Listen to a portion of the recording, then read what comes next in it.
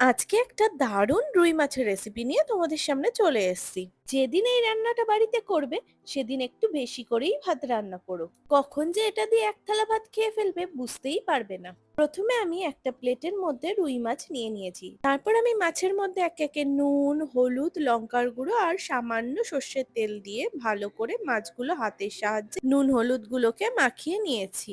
মাছটাকে সাইডে রেখে দিয়ে আমি এবার মেন মশলাটা বানিয়ে নেব। প্রথমে আমি মিক্সিং জারের মধ্যে কিছু কুচনো ধনেপাতা দিয়ে দিলাম। এরপরে আমি 4-5টা কাঁচা লঙ্কা অ্যাড করে দেব এর মধ্যে। নেক্সট এর মধ্যে কিছুটা চার মগজ অ্যাড করে দেব।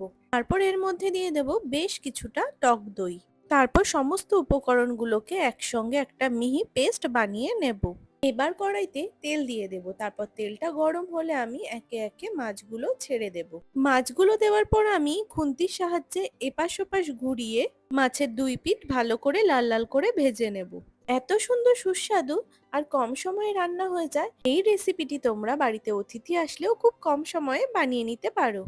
মাছটা ভাজা হয়ে যাওয়ার পর আমি ওই তেলের মধ্যেই দিয়ে দেব গোটা গরম মশলা ফোড়ন। তারপর ওই তেলের মধ্যেই আমি দিয়ে দেব কুচিয়ে রাখা কিছুটা পেঁয়াজ। তারপর ওই পেঁয়াজগুলোকে আস্তে আস্তে ভাজতে হবে যতক্ষণ না পেঁয়াজের কালার হালকা বাদামি কালার হয়। নেক্সট আমি ওই ধনেপাতা দিয়ে বানিয়ে রাখা মশলাটা এর মধ্যে দিয়ে দেব। তারপর আমি খুন্তির সাহায্যে মশলাগুলোকে খানিকক্ষণ নাড়াতে থাকবো। তারপর একে একে এর মধ্যে দিয়ে দেব নুন, শুকনো লঙ্কার গুঁড়ো আর জিরের গুঁড়ো। তারপর আবারও খুন্তির সাহায্যে নেড়ে ভালো করে মশলাগুলো একত্রে মিশিয়ে নেব।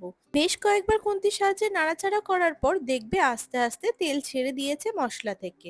মশলা থেকে তেল ছেড়ে দেওয়ার পর আমি খুন্তি দিয়ে আরেকটু নাড়িয়ে এর মধ্যে অ্যাড করে দেব গ্রেভির জন্য জল। আবারও খুন্তির সাহায্যে নেড়ে জলটাকে মশলার সঙ্গে মিশিয়ে দেব। তারপর দেখো বেশ কিছুক্ষণ পরে চারিদিক দিয়ে ভালোভাবে গ্রেভিটা ফুটে উঠবে। তারপর আমি ভেজে রাখা রুই মাছগুলো একে একে এর মধ্যে অ্যাড করে দেব। তারপর গ্রেভিটা ঠিক হয়ে আসলে দেখবে চারিদিক দিয়ে তেল ছেড়ে দিয়েছে।